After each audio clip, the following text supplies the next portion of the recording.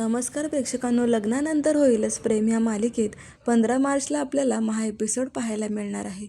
तर आता विक्रम सगळेजण आनंदात असताना म्हणतात की असाच आनंद एक दिवस आपल्या आयुष्यातून 16 डिसेंबरला निघून गेला होता.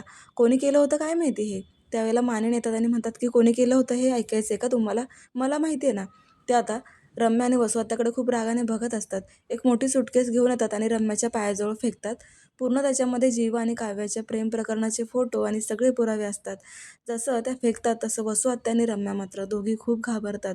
कारण त्यांचा जो काही प्रकरण असतं हे खोटं खोटं प्रकरण समोर आलेलं असतं. मानिनी म्हणतात की मला माहिती आहे ह्या दोघींनीच केलं होतं हे प्रकरण. ह्या दोघी जबाबदार आहे 16 डिसेंबरच्या त्या गोष्टीला आणि आता तुम्हीच ठरवा की ह्या दोघींचं काय करायचं ते. आता मात्र वसू आत्या आणि रम्या दोघी खूपच घाबरतात कारण आता त्यांचे चेहरे पाहण्यासारखे होतात. आपलं सत्य समोर आलेलं आहे. आता त्या खूप घाबरतात आणि विक्रम म्हणतात की हो का, तुम्ही दोघींनी केलं होतं का हे सगळं? मग आता शिक्षा भोगायला तयार राहा.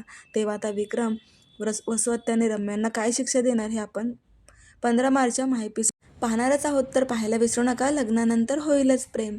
धन्यवाद.